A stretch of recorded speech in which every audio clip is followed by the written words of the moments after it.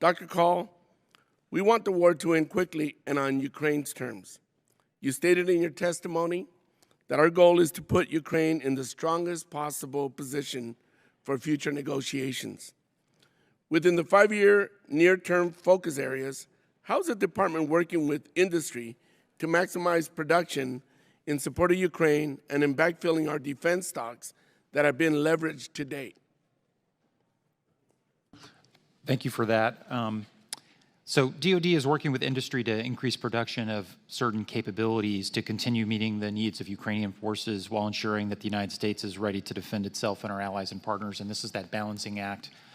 And DoD has identified over $2 billion of industrial base investments to increase and or accelerate production of things like Javelin, Stinger, HIMARS, these guided multiple launch rocket systems, 155 millimeter artillery shells, and Patriot missiles. And we're also trying to make the best use of the multi-year authorities that Congress has given to us to make sure that we're getting after the munitions challenges more broadly. Thank you. Dr. Kahl, while we hope for a quick end to this conflict, we must plan, obviously, for the long term.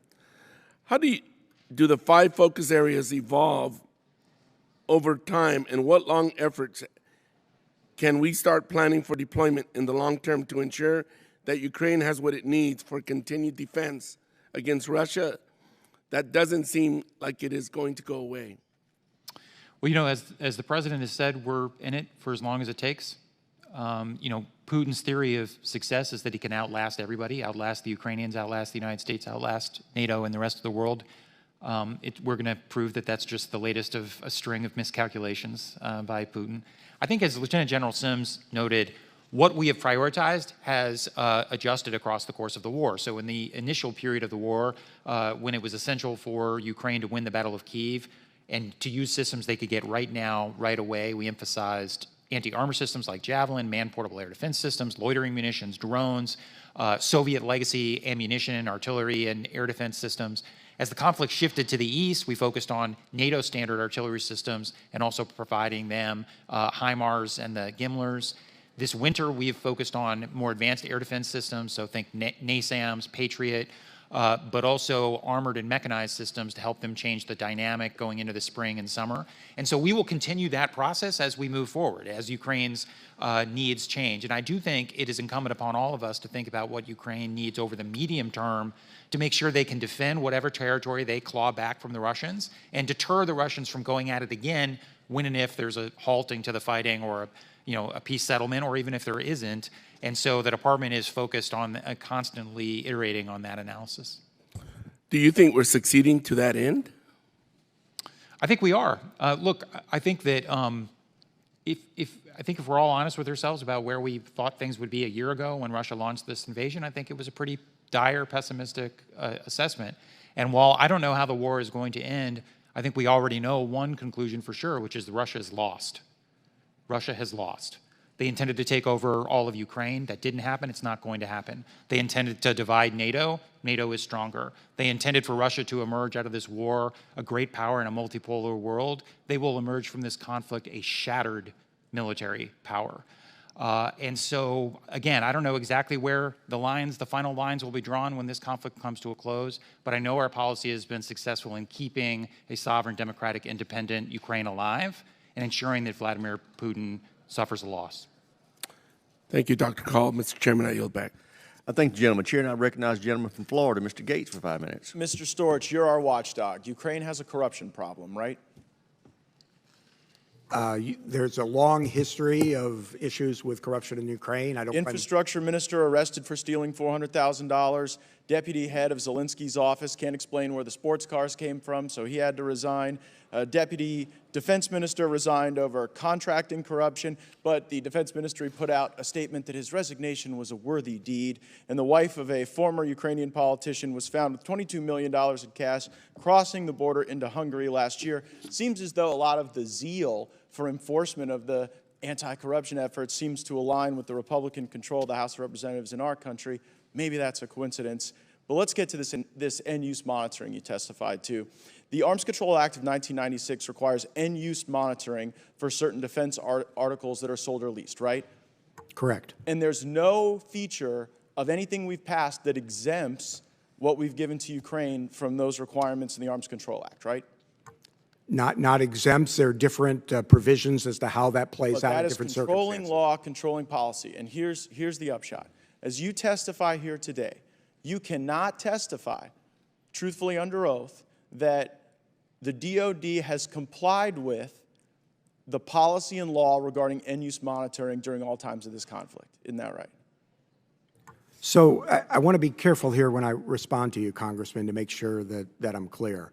We are conducting a series of evaluations that look at the controls that DOD has in place to ensure that they are taking the steps that are required. I get all that, but here's the operative question. We haven't complied with end-use monitoring according to the law with everything we've sent to Ukraine to date, have we? So our 2020 report, which is our last public report on this, made a number of recommendations. All of those have been met. I know, but you're sort of dodging the question. You cannot testify that we have complied with the end-use monitoring requirements at all times during this conflict, can you? So we have an ongoing evaluation right now. I get that it's ongoing. I'm looking backwards. You cannot testify that everything is complied with the law and the end-use monitoring, can you? So some of that gets into the classified report that we issued previously. But I think everyone watching this can see that if you could testify to that, you would. You're citing a classified report. I don't know why that report's classified. I think the American people deserve to know if this 1996 law is being followed or not. You can't testify that it is being followed, and so I think they can draw reasonable conclusions from that. Do we have, Dr. Kahl, do we have DOD personnel in Ukraine now? We do. We have a couple dozen at the embassy. Other than the embassy, any other personnel? Nope. How about CIA? Are they training folks in Ukraine? I'm not going to talk about that in an unclassified setting. Happy to talk about that further in the classified briefing. Is the Azov battalion getting access to U.S. weapons? Not that I'm aware of, but if you have information, I seek happy to unanimous share it. consent to enter into the record the Global Times investigative report that talks about training. It's from the Atlantic Council's Digital Forensics Research Lab, citing that the Azov Battalion was even getting stuff as far back as 2018. Without objection, so ordered. Any reason to disagree with that assessment, Dr. Is this Kahl? I'm sorry, is this the Global Times from China? No, this is, That's what you read. yeah, it might be. Yeah, would that be a reason? As a general matter, I don't take Beijing's propaganda. Well, no, at yeah, face but just tell me value. if the allegation is true or false. I mean, I don't have any evidence one way or the other. As a general matter, I don't take Beijing's propaganda at face value. fair enough. I would agree with that assessment. April 2022, President Biden is describing the supplemental funding that we're providing to Ukraine. He says, quote, "It's also going to help schools and hospitals open. It's going to allow pensions and social support to be paid to the Ukrainian people so they have something in their pocket." So help me understand how U.S. taxpayers paying for pensions in Ukraine is a good idea for our country. I would defer you to other parts of our government. The Department of Defense doesn't have a role in pensions in Ukraine. You're a senior Biden administration official. The president said that it's really important that we keep funding the pensions in Ukraine. I would observe that the U.S. Census Bureau says that in 2022, the U.S. pension shortfall is $1.4 trillion. So while we have a corrupt Ukrainian government, while we have our watchdog here who can't say that we followed the law on end-use monitoring, we have the President of the United States saying we need to fund pensions in Ukraine. Meanwhile, the pensions of our fellow Americans are in greater jeopardy. Mr. Chairman, I see that my time has expired, but I seek unanimous consent to enter a number of articles into the record, if I may. Without objection, so ordered. Very well. Gentleman's time has expired. Chair, and I recognize the gentleman from California, Mr. Khanna, for 5 minutes. Thank you, Mr. Chair. Dr. Kahl, one of the experts who I was talking to told me that Russia has 6 times the artillery as Ukraine. Is that true? Not anymore. I think the reality is that we don't know precisely how much artillery Russia has left, but we do know that they have expended an extraordinary amount of it and that they are running low, which is why they're turning to the likes of North Korea and others in desperate search of more artillery. Where would you put the ratio at now? It's hard to say. We could talk more about this precisely in the classified setting, and a lot of it also depends on the assumptions you make about the viability of ammunition that Russia has had in storage for 40 or 50 years, going back to the Soviet days, so it's a little bit of an art rather than a science. I do think the Russians continue to have artillery, but they are suffering tremendous shortages at the front of artillery, which is why they're turning to countries like North Korea. And as someone who deeply admires the president's policy and Tony Blinken's role, your role, and has voted for all the aid packages, I guess my question is, what is your confidence level at this point that Ukraine will be able to hold all the territory it currently holds in a war of attrition? I think that, as Lieutenant General Sims has testified, the front line right now is kind of a grinding slog, and you're likely to see incremental gains on both sides. So, for example, the Russians have made some incremental gains around Bakhmut in recent weeks and months, but at the cost of thousands and thousands of casualties in these human wave attacks from the Wagner prisoners and others. So you may see small portions of territory change hands in the coming weeks and months. I do not think that there's anything I see that suggests the Russians can sweep across Ukraine and make significant territorial gains anytime in the next year or so. And we are making sure the Ukrainians have the capabilities to stop them from doing that, and while at the same time giving them the capabilities to go on the offensive themselves to claw back more territory. And I assume, Dr. Kahl, your assumption is contingent on the House continuing to support Ukraine with aid, or are you saying already with what we've given? No, I mean, well, so first of all, the House, the Senate, the American people have been extraordinarily generous. We've spent about $31.7 billion in security assistance over the last year. We have about $12 billion remaining from the money that you all provided at the end of last year for the remainder of this fiscal year. It is true that Ukraine continues to depend on assistance from the United States and our allies and partners, and that will be true for some period of time. So yes, if the world walked away from Ukraine, then the balance would tip in Russia's favor, but there is no reason to believe. And how many more rounds of aid do you expect? And I say this as someone who supported him and wants to continue to support him, but just in terms of the American public, how many more times do you think Congress needs to provide aid? You know, it's difficult, and it's difficult because we don't know the course and trajectory of the conflict. The conflict could end 6 months from now. It could end 2 years from now or 3 years from now. I think the president has said that the United States will continue to support Ukraine for as long as it takes. I think we've had a good conversation today about why that's in the vital national interest of the United States. So I would hope that Congress would continue to be supportive. But we should only come and ask for what Ukraine really needs, and as this conversation has said, what we can account for and demonstrate to the American people is actually benefiting our interests. And what do you think at the end is the end game? I mean, obviously we talk about a just peace. What does that look like to you, and how do we get there? Well, of course, Ukraine has detailed its principles for a just peace. We just had more than 140 countries in the UN General Assembly essentially ratify their approach.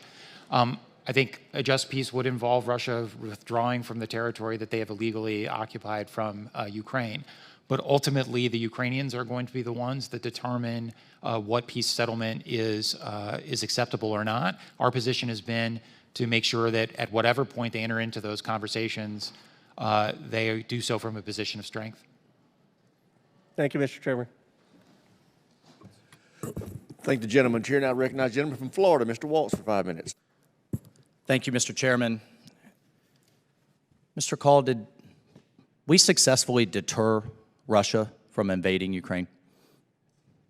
Did deterrence work? We had a whole series of diplomatic, economic sanctions, the most powerful sanctions the world has ever seen, not to mention our ongoing security assistance at the time. Did that work? Was it successful? Clearly, because he invaded Ukraine, Putin was not deterred. So it's safe to say deterrence failed in this case. Well, one possibility is also that Putin was not deterrable as it related to going into Ukraine. He has been deterred as it relates to going after the United States or NATO. So you would postulate that no matter what we provided Ukraine, deterrence would have failed? I actually think our intelligence community is split on this view. Their assessment was that almost no amount of weapons prior to the conflict could have deterred Putin from going into Ukraine. Well, I asked this in the sense that I was in Ukraine the month before. And at the time, the answer that the Ukrainians were receiving, that we received, was that Stingers, too escalatory, anti-ship missiles, too provocative, long-range artillery, certainly off the books and improbable. Other things will take too long to train on. And what we've seen is Stingers too provocative, then we provide them. Harpoons too provocative, then we provide them. HIMARS can't do that, then we give them. Patriots, absolutely not, then we give them. Tanks, Bradleys, heck no, takes too long. Now here we are a year later, we're providing them. I think, as we're patting ourselves on the back, providing an ally the arms they need to defend themselves, if we've decided it's within our interest after entire cities and whole regions have been devastated, probably isn't a good strategy. Would you agree with that? Well, we did provide hundreds of millions of dollars in assistance in the months leading up to the war. And then, of course, Congress... Well, actually, if we really rewind the clock, starting in 2014, we provided only non-lethal aid until 2017. Was that a mistake? Well, I was then National Security Advisor to then Vice President Biden, and he favored providing lethal assistance like javelins. That's everybody knows that. And the Obama administration made a different decision. Was that a mistake? I think in retrospect, we should have provided them Javelin missiles. That's been the position of then Vice President Biden. The Trump administration then provided. It was a complicated tale, right. I think, as you So recall from the transcript. Let's move to burden sharing, because I think this is absolutely an issue I hear from my constituents and something we need to address as a policy matter. The United States provided $30 billion in security assistance. The next nearest is Germany at 3.5, a tenth of what we've provided. UK less than $3 billion, France less than $1 billion. They're in the 100 millions. And poor Estonia has provided 3 times, just by percentage of GDP, what France has provided. So all in total, even though our economies of the EU and the United States roughly the same, the Europeans have provided less than half of what we have. And we haven't even gotten into the rest that makes up the full $100 billion. Is that fair? Is that effective burden sharing? Well, obviously, we've been working with our allies and partners throughout, and the Secretary of Defense has held now 9 of these Ukraine defense contact groups. They meet monthly. No, I understand. I'm going to answer your question. If you actually take the top 20 contributors of security assistance to Ukraine as a percentage of GDP, the United States ranks 10th. And there are a number of European countries that are above the bar. You mentioned Estonia. Latvia is also up there, but countries like Poland, Finland, Norway, Denmark, the Czech Republic, Sweden are all above us as a percentage of GDP. And then some of the countries that you mentioned are below us. But I'm talking about right on the front lines, clearly in their interest, Germany in particular. What have we done to get Germany and France and Italy and these large economies clearly in the heart of NATO, in the heart of Europe, and directly, if we buy into the matter that this is in our interest because if Putin slices through Ukraine, he'll keep going. What have we done effectively to get them to step up to the plate, at least dollar for dollar, dollar for euro? I think the Defense Department has certainly worked alongside the White House and the State Department on diplomacy in this regard from the very beginning. That's why the Secretary of Defense holds these monthly meetings. They started in Ramstein Air Base in Germany. The Germans, as of now, have provided $3.58 billion. The UK has provided $2.85 billion. I read out the statistics. Yeah. I would just postulate, going forward, over the long term, just as we had in the Gulf War, where we had an effective diplomatic effort to pay for this, that this is a global issue. Gentleman's time's expired. Chair, I think we need to do a lot more to get Europe Keating to step up. Thank you, Mr. Chairman. Thank you, Mr. Chairman. I want to thank the chair and the ranking member for having this hearing on an ongoing basis on an important issue of oversight. This is an all-government approach that we have here. Secretary Yellen is in Ukraine right now, and we do have sanctions that no country has ever seen before. In terms of your area, particularly Mr. Storch, or for anyone that's here, some of those new sanctions, how helpful will they be in terms of the people that are trying to skirt those existing sanctions and get around them, and how helpful will they be in the overall effort? Well, I'll just start from the oversight perspective. We have this working group. Part of the working group is the Department of Treasury OIG, so it's probably more a question for them than for the DoD OIG, because we have oversight over the security assistance. In terms of the policy decision, that's not really sort of what OIGs do, so I'll turn it over to Dr. Kahl. I'll just say, I think obviously the sanctions have put a dent in the Russian economy. We'll continue to magnify that. I think from a DoD perspective, the bigger constraint on the Russians is more likely to be the export controls, which are making it very difficult for Russia to recapitalize the military that has been shattered in Ukraine. Okay. Just a quick question. Does Germany have different laws than we do in terms of their defense? I mean, all the allies and partners we work with have different constraints, different laws. You know, Germany was not, one of the reasons we didn't provide lethal assistance back in the Obama administration was because Germany was so opposed to doing it. So the fact that they provide any lethal assistance was a huge sea change for them. Now, I know that's frustrating for a lot of folks who want our allies and partners to do the most they can. We share that desire. But yes, our allies and partners all have their own domestic political constraints, their own domestic regulations, and a lot of them have had to change their own laws and practices in order to provide the historic support for Ukraine that we've seen. Okay. The question, you know, when we read something in the newspaper regarding someone being dismissed from a position in Ukraine and being replaced, you know, this is a sovereign issue that each country has. They make their own decisions. But just a question, and I want to do this so we can avoid classified setting, just a question generally. If those decisions are made and they do deal with something that would be a concern in our oversight and everything, is that communicated to the U.S. and their allies informally?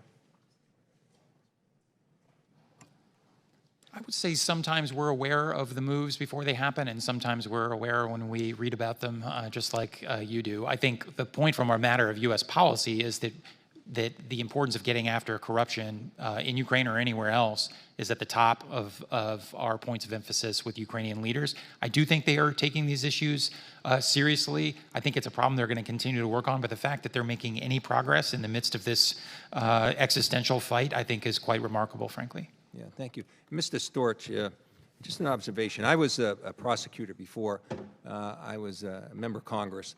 And, you know, when there's a line of questioning that occurs, and your job is one of monitoring and an ongoing investigation, whether something's there or not, but you're in the process of doing it, and you're asked a question publicly about what the outcome of that might be before it ever occurs. That must put you in a very difficult position to answer a question, and it might give the perception you're not answering the question when indeed you're not able to answer the question if you're doing your job properly. You want to comment on sometimes on the difficulty of that line of questioning when it's posed in a public setting like it is here? I appreciate very much the observation, and that's exactly right, obviously. You know, our job in the IG community is to do independent oversight, and as an old boss of mine used to say, we hit it right down the fairway. I can't do that in golf, but my office does that in oversight. And so we're looking at these issues, we're trying to determine what happens, and we're going to report out as transparently as we can, but to try to get ahead of an ongoing audit or evaluation or to talk about, I can't even begin to speculate about investigations, puts us in a very difficult position. So I appreciate the sensitivity. If I can on corruption, I'd just add, when I was over in Kyiv, that was one of the things we really emphasized, both myself and my counterparts from the other two OIGs, and we met with everybody up to the Prime Minister and down the Minister of Defense and others, the importance of ensuring that corruption was being addressed and that we're being transparent about it.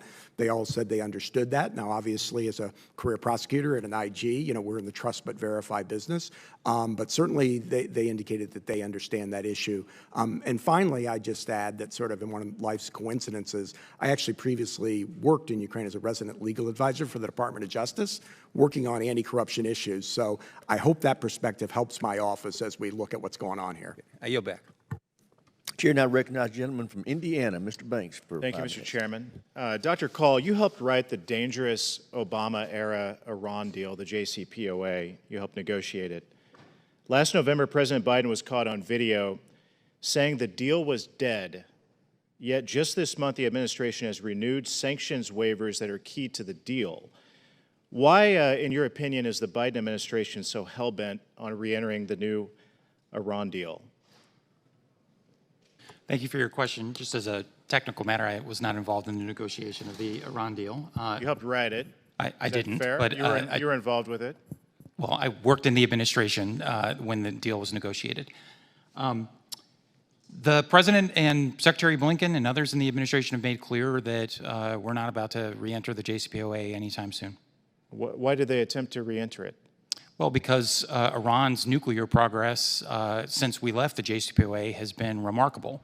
Back in 2018, when the previous administration decided to leave the JCPOA, it would have taken Iran about 12 months to produce one bomb's worth of fissile material. Now it would take about 12 days. And so I think there is still the view that if you can resolve this issue diplomatically and put constraints back on their nuclear program, it is better than the other options. But right now, the JCPOA is on ice because there was an arrangement on the table last summer that the Iranians were not willing to take. And of course, Iran's behavior has changed since then, not the least of which their support for Russia in Ukraine, which is the subject of the conversation here today. So I don't think we're on the precipice of re-entering the JCPOA. So you're declaring defeat for the new Iran deal on behalf of the Biden administration? I think our view, actually, I'm just stating what both the President and the Secretary of State have already said, which is that the JCPOA is not on the horizon in the near term. The administration's position remains that a diplomatic deal to put constraints around Iran's program remains the best alternative to prevent Iran from getting a nuclear weapon. But the President has also made clear that his policy is that Iran will not get a nuclear weapon, period, and that if a diplomatic outcome is not possible, that we have other options to deal with that problem. So does it concern you that Putin and China are on the side of negotiating the same deal that you helped craft during the Obama administration? There are no active P5+1 negotiations, so China and Russia being at the table or not being at the table are not terribly Can you germane. shed light for us on why we tapped Russians to help negotiate on America's behalf in the renewed negotiations during the Biden administration? It's not clear to me what you're referencing, but I think that during the Obama administration, at least, the Russians were able to compartmentalize differences that we had in some areas and the common view of not wanting Iran to get a nuclear weapon. I think we're not in the same place right now because the Russians, because of how badly they're doing in Ukraine, are becoming increasingly dependent on Iran, and therefore I think are a lot less likely to put pressure of any kind on Iran to accede to any diplomatic agreement because they're trying to get Iran to ship them more drones, missiles, and other capabilities. In 2021, did you expect the invasion of Ukraine? In 2021, well, in 2021, we warned the world about, I'm sorry? You expected it? You anticipated it?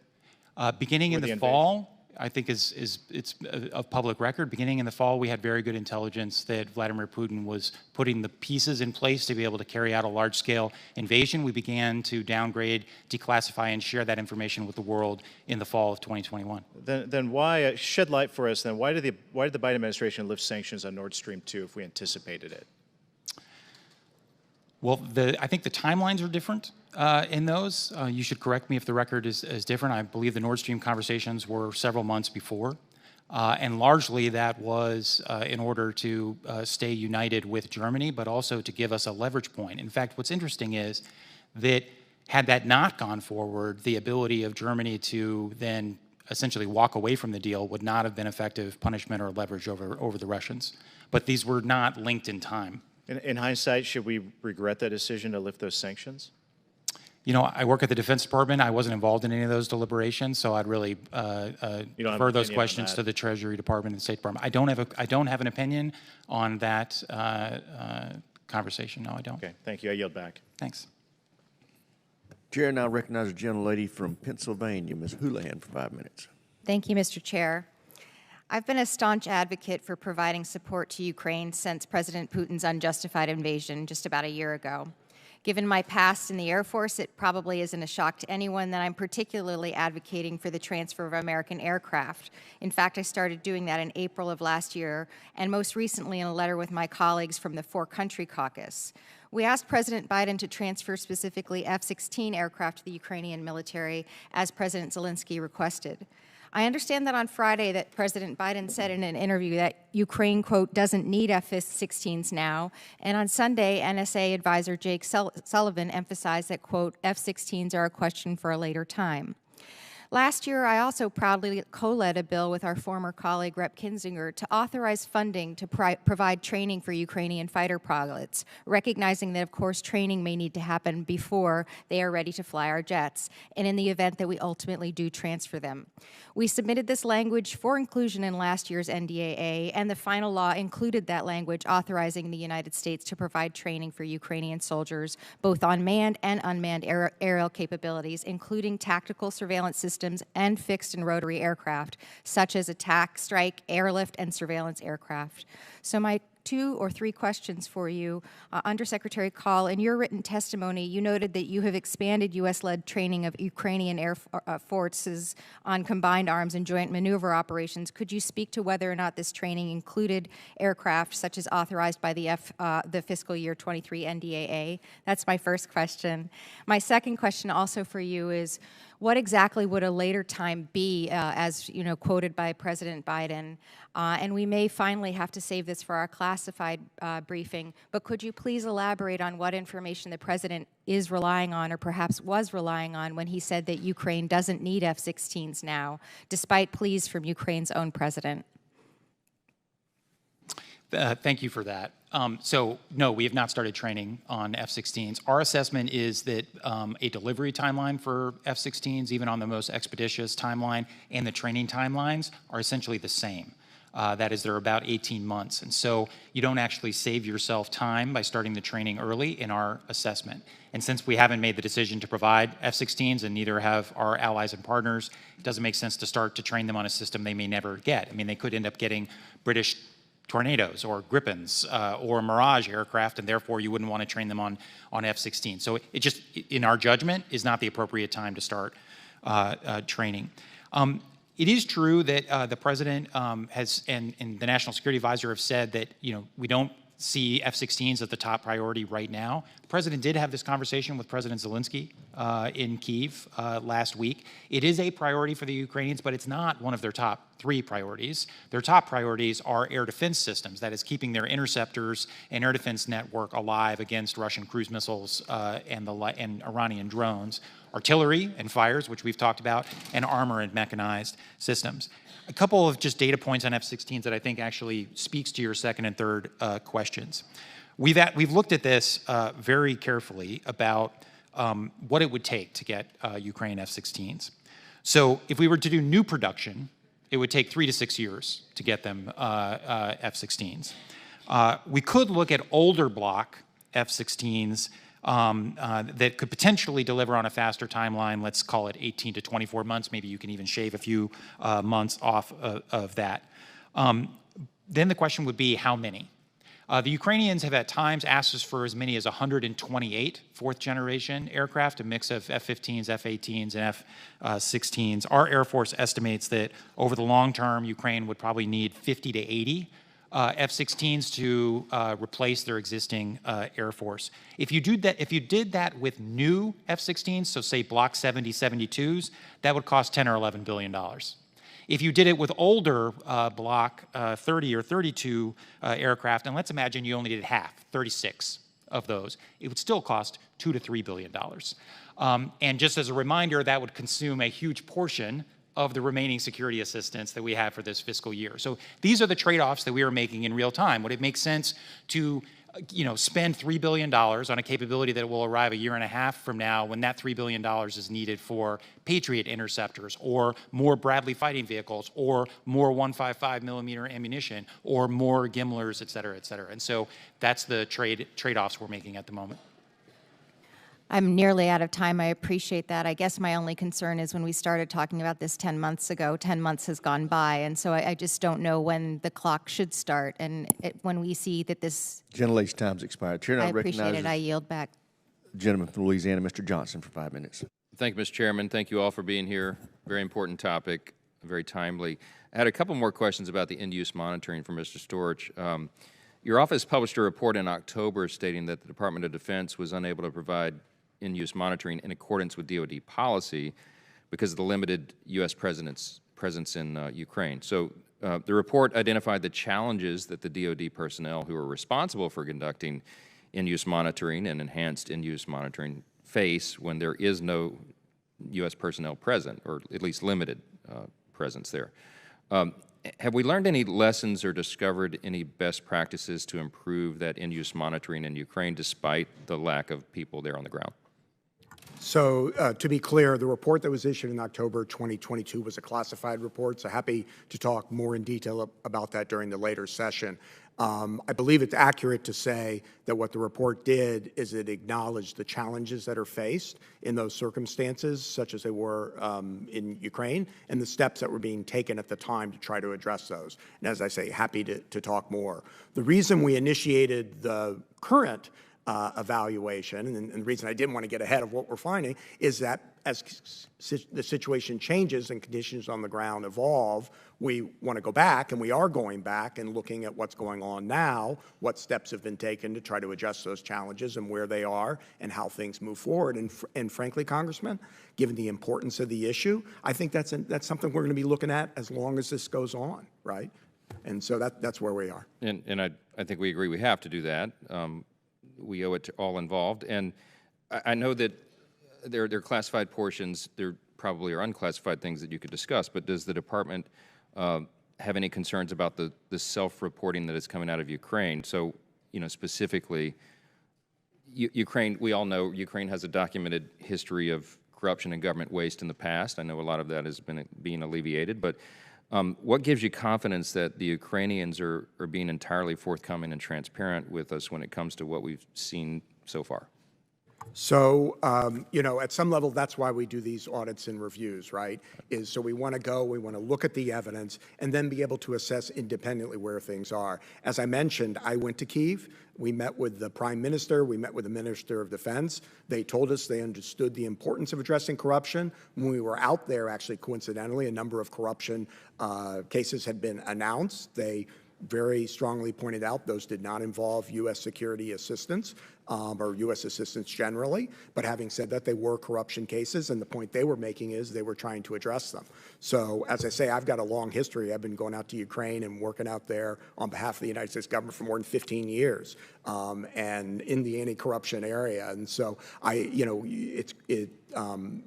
hear what they're saying, and then we're in the trust but verify business. And the way we do that on this issue is by doing these evaluations that look at what's actually going on. Because again, there's sometimes a misunderstanding. We at the DoD OIG, we don't go out and count the missiles, right? We don't do the monitoring. It's up to the DoD to meet the requirements of the law and the policies that implement it regarding monitoring, and then we do oversight to make sure that's happening, that it's happening in accordance with the law and it's happening appropriately, and we make recommendations to help the DoD to improve that. So that's the process we're engaged in now, and as I say, I think we're going to continue to be engaged in. There's just some inherent challenges, as we're acknowledging, when we don't have DoD personnel there. So we want to ensure, of course, that sensitive weapons end up where they're supposed to be. Do you think that we need U.S. inspectors on the ground to do that? Or, I mean, we're trust but verify. What are the details of that, I guess? I'm sorry, do you mean from my office or DoD personnel? Well, U.S. inspectors. I can talk to that a little. Okay. I can talk to that a little bit. So first of all, we're not just taking the Ukrainians' words for it. They provide us information on their inventories, their transfer logs. We have provided them handheld scanners. That data gets transmitted directly back to us so that we can keep custody. We have shared NATO standard inventory and logistics software, which we also have access to that data. And then, of course, we do have a presence at the embassy. We have an Office of Defense Cooperation, and they have done 6 different site visits out from Kyiv. These are day trips. It's a dangerous place, and we don't have outposts across the country. And they have seen no signs of diversion or that the Ukrainians are not following procedures. So, look, this is an active combat zone, and it's not like Iraq and Afghanistan where we have thousands of soldiers all over the country. So there are inherent restrictions, but we're trying to maximize the use of technology and the people we do have on the ground to get the best site picture as possible. And then, of course, the IG will do oversight to make sure we're doing our job the right way. Gentleman's time's expired. Chair, and I recognize the gentlelady from New Jersey, Ms. Sherrill, for 5 minutes. Thank you, Mr. Chairman, and thank you. I recently met with many of our NATO allies and members of the Ukrainian parliament, and two things really became clear. One is that U.S. leadership has been effective. We have overseen a lot of the support for Ukraine, and our allies appreciate that, as well as our intelligence sharing. I don't think your microphone's on. Yeah, you might want to borrow Miss Escobar's or Miss Lotkins. Steal Miss Lotkins. There you go. Thank you. I was saying that two things have really become clear. U.S. leadership has been instrumental in this fight, and that has been noted by our allies across the world and appreciated. But sadly, what's also become clear is the broad-scale use of war crimes by the Russians, kidnapping of children, over 6,000 verified cases, and that's simply what we are able to verify. I'd say that's very low. Rape of mothers in front of their children, young children, rape of daughters and mothers, as I'm hearing from my Ukrainian community as they come into the district, targeting of civilian infrastructure. And so it becomes clear, and when you hear from the Ukrainian parliamentarians, you hear that they believe this is an attempt by the Russians to demoralize them, to make them want to quit this fight, when in fact it has had the opposite effect, an understanding of why this fight is so important. And so that is why we on this committee take our job so very seriously, for making sure that we can support Ukraine. And the only way we can continue to do that effectively is with the support of the American people.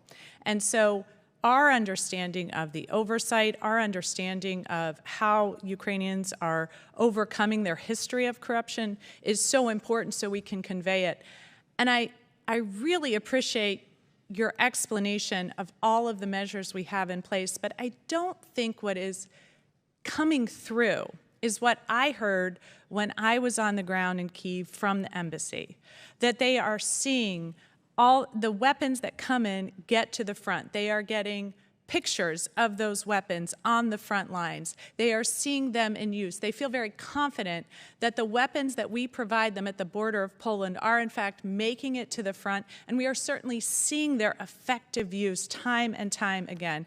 Can you talk a little bit more about why we believe that the weaponry that we have sent to Ukraine is in fact making it to the front, and how we have not seen we have not seen those weapons, for example, for sale on international markets? And maybe that's a question for Dr. Kahl, because I think, Mr. Storch, you are doing the aftermath of it, but how do we feel right now in time about providing all the assistance we've provided to Ukraine and our confidence that it is actually getting where we want it to go?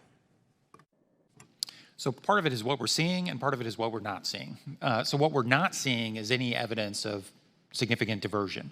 I think our assessment is if some of these systems have been diverted, it's by Russians who have captured things on the battlefield, which always happens, but that there's no evidence that the Ukrainians are diverting it to the black market or some other thing else. That's not surprising given the intensity of the fight and the fact that they are clearly using what we are providing them and what our allies and partners are providing them to maximum effect. So they are asking us for more because they are using everything that we have provided them. I would just say as a general matter, you know, the inventory comes in to the various places in Europe where the security assistance flows in. All that inventory is taken note of, it's scanned, et cetera. It gets given to the Ukrainians. They are responsible for giving us the information on where it ends up and the logs of that information, sharing with us digital confirmation of where things go. They also have scanners. That information comes back to us, and they have this NATO standard software that helps keep inventory, which we also have access to that information, and we do these site visits. So look, this is an active war zone. There are always going to be things that you don't know are happening or you don't see, but we are not seeing any evidence of systemic diversion of the equipment that the United States has provided. Thank you. And in my final few seconds, is there more we could be doing as a committee to support ensuring that the weapons are being used appropriately? Well, I just say hearings like this are great. I think oversight and transparency is really important. The things that Dr. Kahl talks about, that's the information that we're getting as we have our teams out there doing evaluations, looking at every aspect of the security of this equipment, from the beginning until it gets to the front lines in Ukraine, and to make sure that everything that can be done is being done to ensure that it's being used properly and as intended. So I think hearings like this are great, and we appreciate the committee's support as we do our oversight, and we'll keep you informed as we go forward. Thank you. With that, I yield back. Thank you, Mr. Chairman. I thank the gentlelady. The chair now recognizes the gentlelady from Michigan, Ms. McClain, for 5 minutes. Thank you, Mr. Chairman. And I would like to thank Mr. Rogers for giving me the opportunity to go on a CODEL and actually see the inventory of weapons that we are sending, and just how they are getting from point A to point B and how we're tracking them. You know, that I can assure you raised my level of confidence. There is a saying, one look is worth 1,000 reports. But I want to shift gears for just a moment, because although I think we're doing some things very well, I think we need a little bit of a reset with the American people, or I should just say my constituents in my district. They've been raising concerns with me about our involvement in this war. They're worried that we're getting dragged into a never-ending war with no clear and precise outcome that has been, in their opinion, right, or perceptions, 90% of reality, that has a clear end in sight. They believe that we're spending money and resources on a fight overseas rather than getting our own fiscal house in order. If you could, and anyone can answer, in simple terms, just lay out to the American people the reasons why it is so important for Ukraine to defeat Russia in this war, particularly from the eyes of the Americans. So what is the implications for the United States if Russia actually does defeat Ukraine? I think the implications would be both in Europe and felt around the world. You know, the United States did get dragged into 2 world wars in Europe because aggressors weren't stopped. Aggressors, you know, initiated their conflict. The free world didn't hang together. Aggressors weren't deterred. They weren't stopped. And so the United States eventually was dragged into those conflicts. And we don't want to see that happening so again. It's a deterrent, and I don't mean to put words in your mouth, but it's more of a deterrent so we don't end up into a world war. I think it is to demonstrate to other would-be aggressors that if they engage in the type of aggression that Russia has, they would face similar consequences. And I think it will matter very much, for example, if you're sitting in Beijing wondering about crossing the Taiwan Strait, you will ask yourself, if I do that, will the world react like they did when we went after and absorbed Hong Kong, which was to just kind of look the other way, or the way the world reacted in Ukraine? And if it's the latter, then aggression across the Taiwan Strait's a lot less likely. And can you expand on that, sir, just a little bit more? What would a Russian victory or defeat mean for China? Well, I think, first of all, Russia is China's closest ally. They, of course, signed a strategic partnership without limits shortly before the war. We have seen growing indications that China might be considering providing Russia with some assistance, lethal assistance, which would be very troublesome. So China has a stake in the outcome here. But also, I think China would, you know, they speak a lot about the importance of sovereignty and territorial integrity, but frankly, China would benefit greatly from a world that allowed big powers to gobble up their small neighbors. And would you care to comment, what would the loss of Ukraine mean for NATO? Well, first of all, Ukraine's not going to lose. There will be no loss of Ukraine. I think Vladimir Putin hoped that would happen. It's not. It hasn't happened. It's not going to happen. Ukraine continues to maintain most of its territory. They're fighting tenaciously. The Russians do not have the capacity, in my view, to take over Ukraine.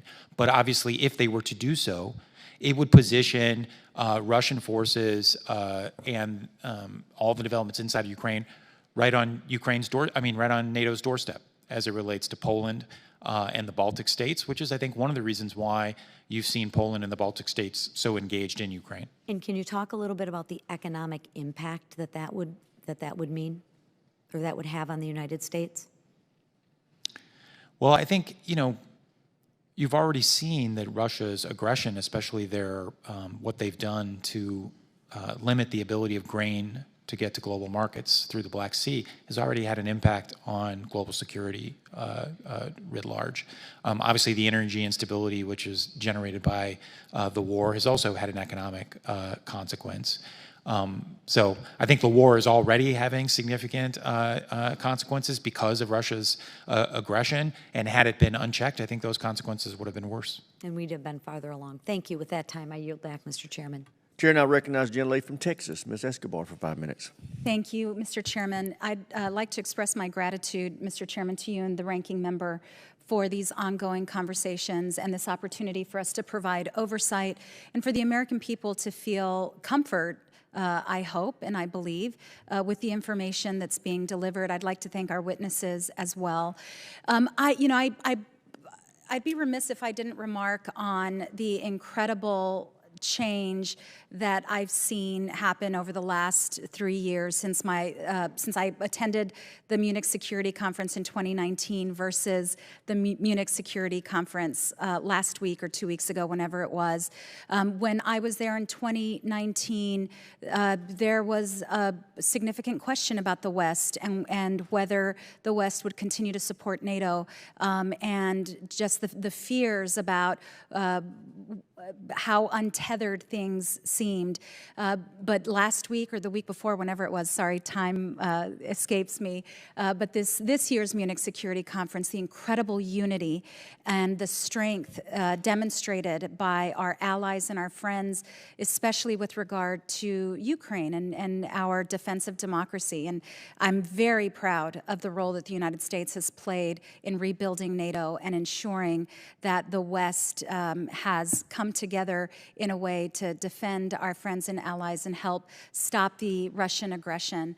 And I'd like to, Dr. Kahl, just in that vein, because there's been just such a lot of conversation, obviously, about the F-16s and about why the United States and some of our friends are not stepping up as quickly as some would like. My colleague, Representative Houlihan, she was about to ask a question, and I'd like to follow that up because I'm curious as well.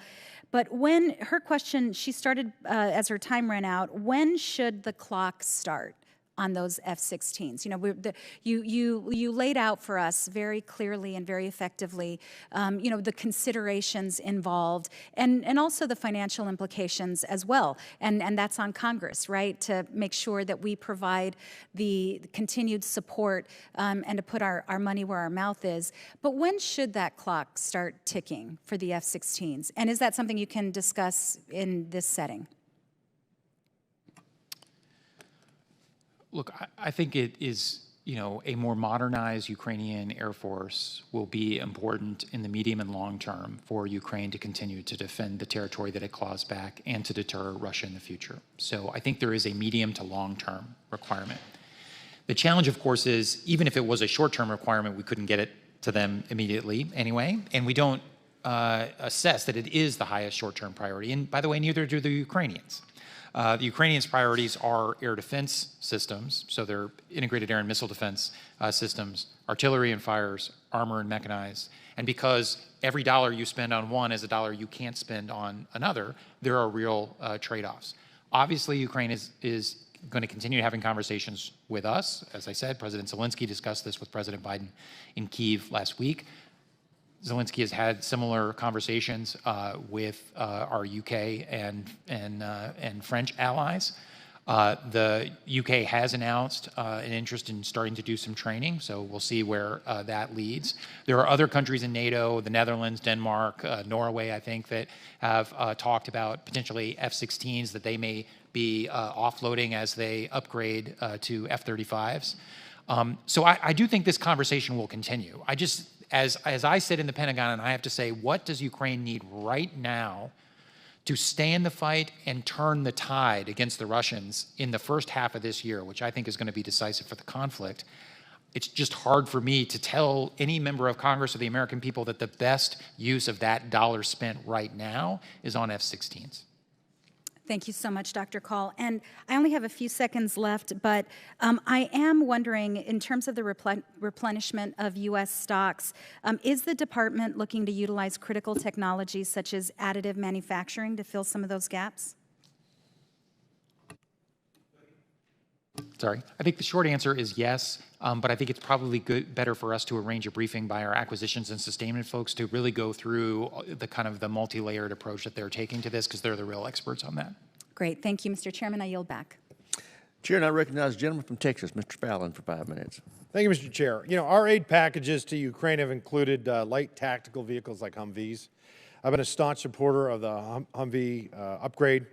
You know, when we had to retrofit the Humvees because of the risk of IEDs, of course, that made it top heavy, but we have the ABS and the ESC rollover kits that prevent that. You know, we've lost too many men and women to rollovers, and a lot have been injured as well. So at the beginning of this fiscal year, approximately 40,000 Humvees that are either new or like new were in our fleet, hadn't received the anti-rollover technology.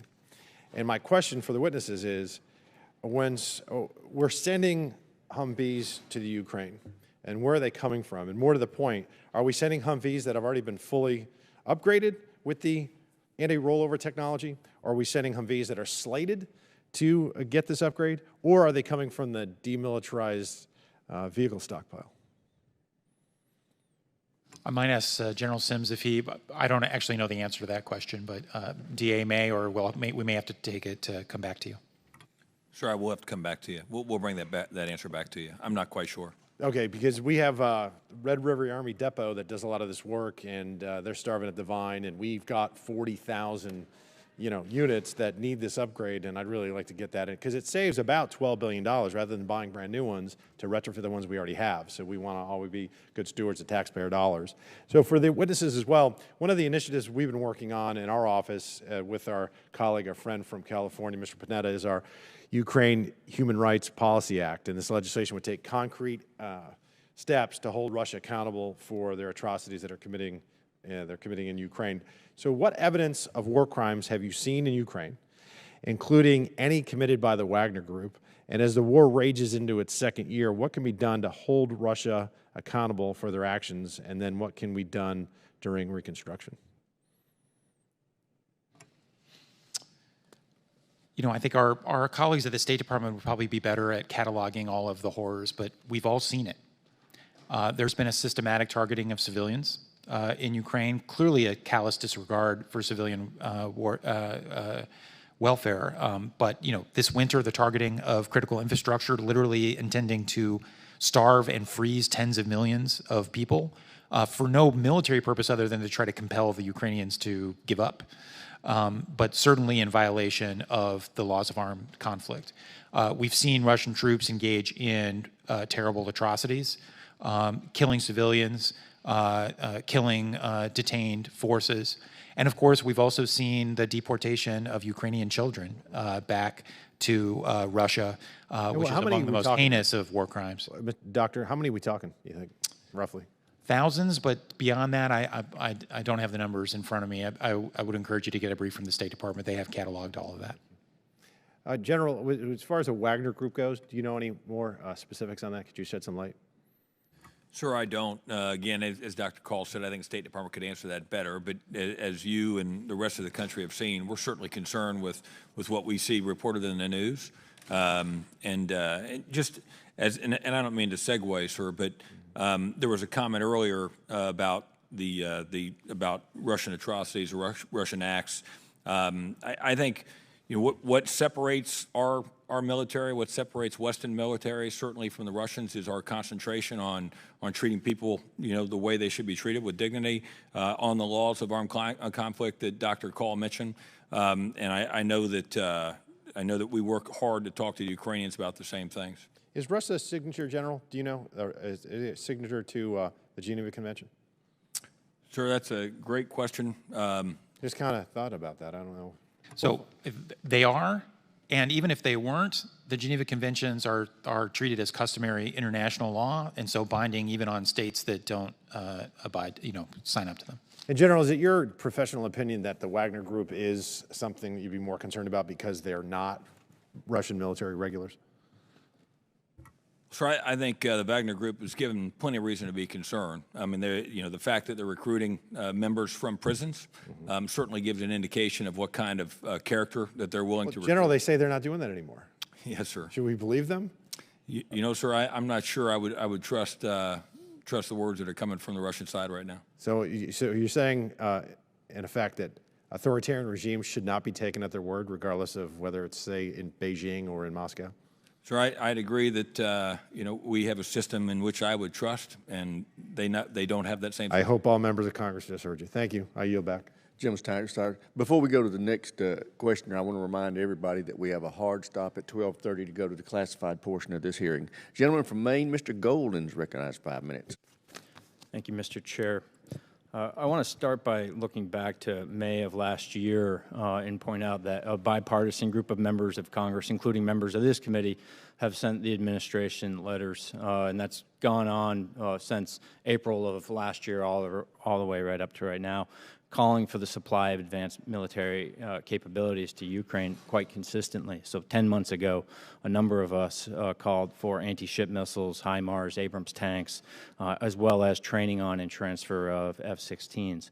About 5 months ago, once again, bipartisan group of members of this committee called for a long-term defense commitment to Ukraine to include surface-to-air missiles, MLRS, anti-ship missiles, howitzers, and again, training on and transfer of advanced aircraft such as the F-16. Now, in my opinion, these letters represent differing opinions, policy opinions, about the speed at which the United States should seek to deliver advanced fighting capabilities to the battlefield in Ukraine. Now, I really appreciate the conversation that's been going on.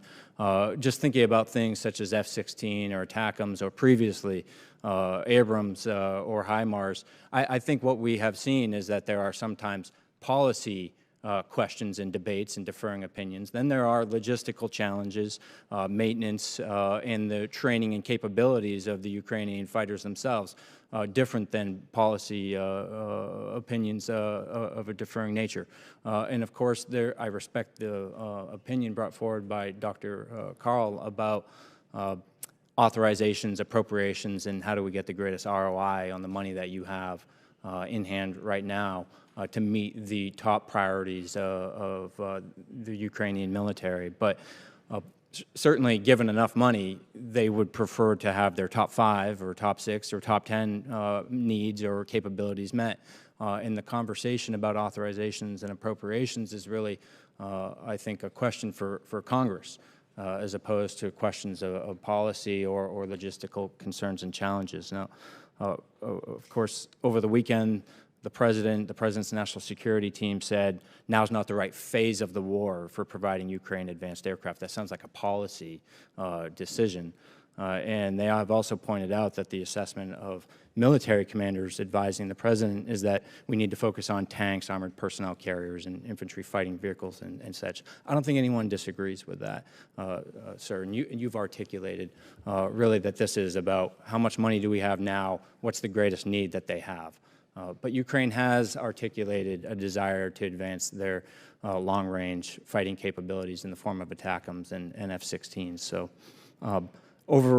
just about over a week ago, the Supreme Allied Commander of Europe, U.S. European Command, briefed members of Congress, Senate and House reportedly, and said that he believed we should send aircraft, drones, ATACMS to enhance the deep fight capabilities of the Ukrainian military. Setting aside all the concerns about logistics or maintenance or the readiness of the Ukrainian military, General Sims, would you agree with his assessment that this would help Ukraine to win the war ultimately? Sir, I have no doubt that the continued provision of advanced conventional weapons would help Ukraine on the battlefield, no doubt. And I certainly have been extraordinarily impressed, as most have, with General Cavoli's work in Europe. On this side of the Atlantic, the conversation continues to be around certainly about policy decisions, but in our conversations with the Ukrainians, as recent as yesterday with General Zaluzhny and the chairman, we do hold fast to the view that what they need right now are the things in front of them. That F-16s, as an example, would not help them today, but things like air defense, artillery, fighting vehicles, tanks is what we need to ensure we're providing. So you don't agree with the EUCOM commander that possession of F-16s and ATACMS and other long-range capabilities would help them to win the war? No, sir. I think that advanced conventional weapons would help anybody win a war. Absolutely. Yes, is there a policy objection to giving them longer-range fires at this time? So I think both the F-16s and the ATACMS issues, I think, are slightly different animals. In general, is there a policy objection? No, because the F-16s issue is less about a long-range capability. I think there is a general recognition that it will make sense for them over time to transition to fourth-generation aircraft. It's more about the trade-offs. The ATACMS Just a few more seconds, but just with that, I would just point out, why not expand this conversation beyond the near term and the limits of the dollars that you have in your possession now and come to Congress with a plan that includes near-term, medium-term, and long-term, given that whether they win the war now or it drags on for several more years, the Russian threat will still remain. So I just think we got to expand the conversation. Happy to brief you on that, and frankly, if you come to the classified session, we can also provide some more details on, because we have done some analysis on kind of the future Ukrainian force and what that might look like. Thank you. Gentleman's time's expired. Chair, and I recognize the gentlelady from South Carolina, Ms. Mace, for 5 minutes. Thank you, Mr. Chairman and Ranking Member Smith, for hosting this very important hearing. I want to thank the gentlemen who are here today, as well to take all of our very important questions. We're here to address a critical matter of national security and foreign policy in regards to Ukraine, the need for oversight of assets, weapons, munitions, and other aid, lethal aid being provided to Ukraine. The invasion of Ukraine by Russia has highlighted the critical need for rapid aid and support that we're providing to that region. The conflict has resulted in heavy losses for both sides, but we've seen the Ukrainian forces, they've demonstrated their resilience and ability to conduct offensive operations, I believe, over the last year to everyone's surprise. There's no price for resiliency and their belief in their freedom and their fight for freedom. They've been on the world stage, I think, have encouraged and inspired many folks around the world. However, their capacity to defend their sovereignty and security is dependent on receiving timely and effective assistance. In particular, we've seen a troubling pattern of delays and bureaucratic hurdles, policy decisions that have slowed the delivery of aid to Ukraine. I've witnessed this firsthand. I've witnessed the State Department slow rolling in some cases, particularly at the beginning of the invasion of Russia into Ukraine. And it's my belief in the meetings I've had, both publicly and privately, and in the SCIF, that Ukraine just doesn't have a lot of time. And we want to make sure that our investment in their fight, that they're going to win. It's more important than ever, seeing what Russia's trying to do. They want to now take away Poland's borders and other countries. Ukraine can't lose this fight, in my estimation. The situation in Ukraine demands urgent action, a commitment to ensuring the lethal aid and support be provided expeditiously. Congress and DoD need to take the steps to remove any hurdles or address them to ensure the necessary resources are available to fight for Ukraine to fight for its sovereignty and security. Failure to do so would not only endanger Ukraine, but also undermine global stability, global security. And it's my estimation, Ukraine is just, I believe, under the gun and just does not have very much time left in this endeavor. My first question is for Undersecretary Kahl. I'm concerned about the time it took for the U.S. to fully leverage some of our existing processes, like convening the Senior Integration Group for Ukraine, SIG Ukraine, to disperse military aid to Ukraine. And thinking ahead, China and Taiwan, we all know that China is watching. Are there any specific improvements you would make to the department's decision-making process to ensure the U.S. is proactively readying this important partner rather than simply reacting with support? Some of the lessons learned, how long did it take to stand up SIG Ukraine? Some of what you learned over the last year in this process. Thank you for that, and I'll just say we share your sense of urgency. And there's always going to be red tape, but we have blasted through a lot of it. And if you had, I think, told us a year ago that we could have executed on $31.7 billion in security assistance to anybody, I would have said that was bureaucratically impossible. And it's precisely because we tried to blast through as much red tape as possible. Most of that assistance has come through PDA, Presidential Drawdown Authority, and typically because we pre-position things and get our ducks in a row, a lot of that equipment starts flowing in within days of the president signing the PDA, and Lieutenant General Sims can talk to you more about that. In terms of our internal processes, we have two. We have something called the Cross-Department Working Group, which is essentially the group that my office runs, but it's got stakeholders from all the services, the Joint Staff, the combatant commands, et cetera, to rack and stack Ukrainian priorities and figure out the priorities for various PDA and USAI packages. So that's really about kind of teeing up for the Secretary. Ultimately, these recommendations that then go over to the White House. We then have the SIG process, which you How long did it take to stand up the SIG? You know, I'd have to get back to you on the exact date. I think the SIG was stood up within a couple of months of the. Is that fast enough, in your opinion? Well, I think that we've stood up a lot of processes that are new. Do you think that Taiwan has a couple of months? We've already have a SIG for Taiwan. So to your point, stood up and ready to go. So it's all. It meets monthly, chaired by the Deputy Secretary of Defense. Excellent. And then on the working group, their cross-department working group.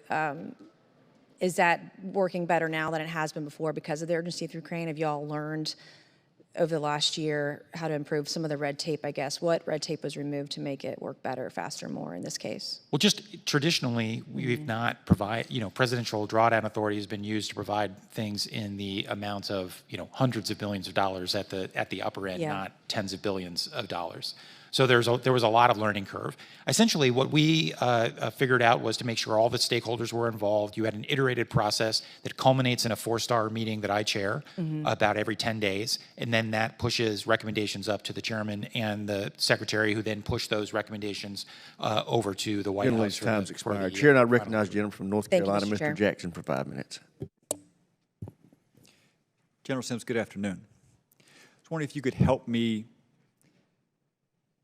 paint a picture for my folks back home of what life would look like for Ukrainians were we to step aside, were we to withdraw our support, were the coalition that we lead to crumble upon our withdrawal of our support, and then were the Russians to gain a decisive advantage on the battlefield.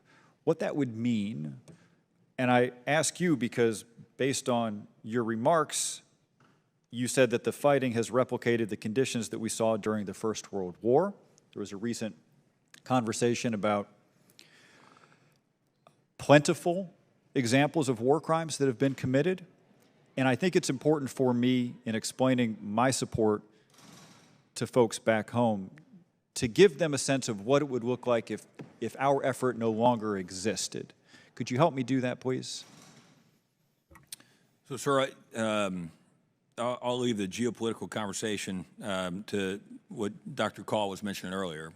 And I would tell you a couple things. First would be, as an American, this is what we do. I mean, this is what we do. This is what we've fundamentally done for decades. When people are wronged, we stand up for them. And in this case, the invasion of Russia, everyone has said it was illegal. Everybody says it was wrong. And that's what we do. And in this case, we came together with the allies in Europe in a way that we haven't done, really haven't done in the past 50, 60 years. I mean, so a year ago today, so we talk about a year ago on the 24th was the invasion. A year ago today, I deployed with my division headquarters as a division commander, 1st ID, to Central Europe. And I spent a lot of time in Europe, battalion commander, brigade commander. And so I've worked a number of times with our allies. I had never worked with our allies where the desire, the intent to work together was as firm as it was in the time I was deployed. That has not changed. I've been back multiple times.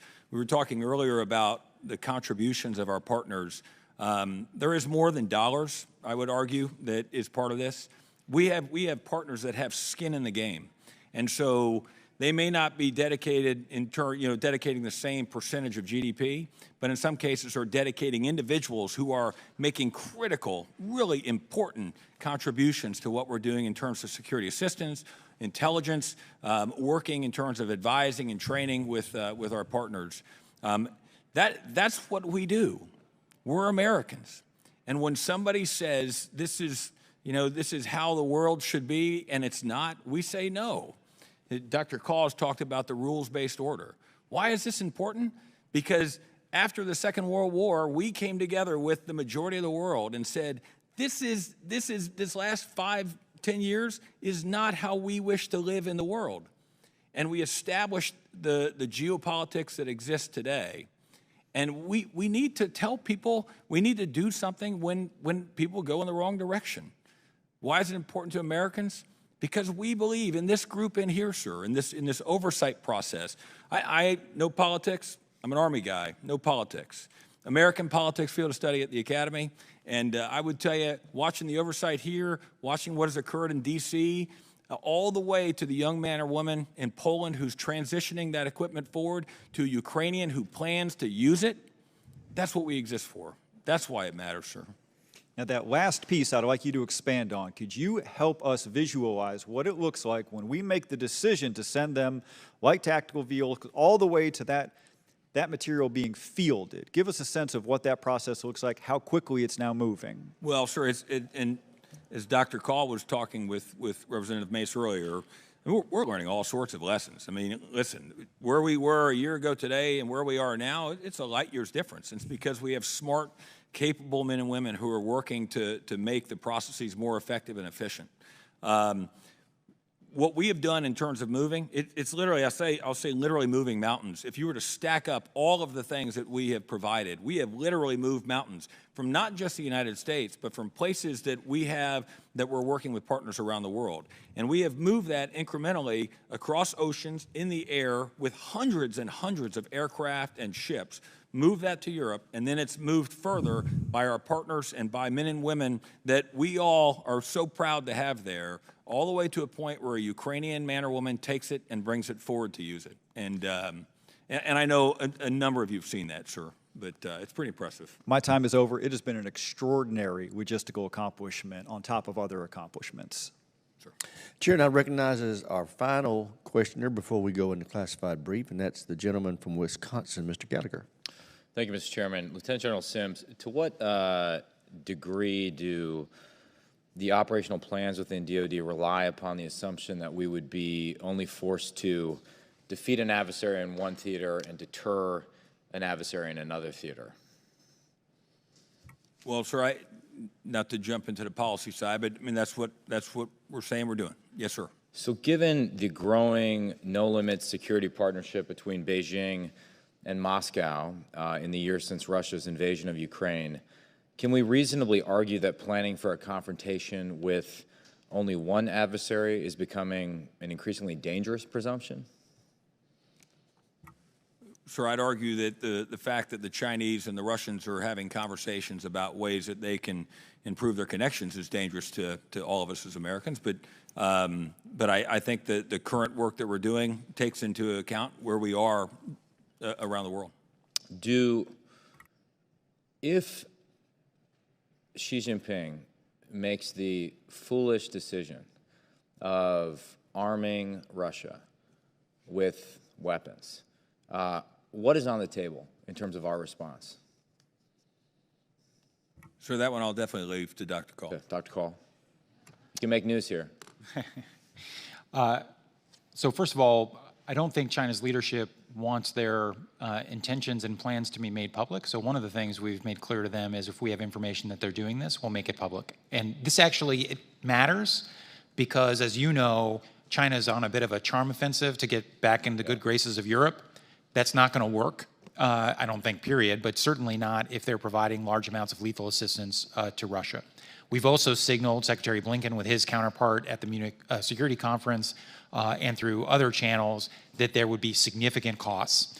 I'm happy in the classified session to talk about what some of that might look like, but it would be the similar tools we've used to impose on others that have violated U.S. sanctions. So we are actively trying to deter the CCP from providing lethal assistance to Russia? Yes.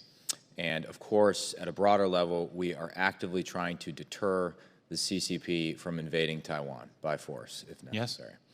I think this is a perfect example. And I know you've talked, well, I just came back from 4 days in Taiwan, and I was struck by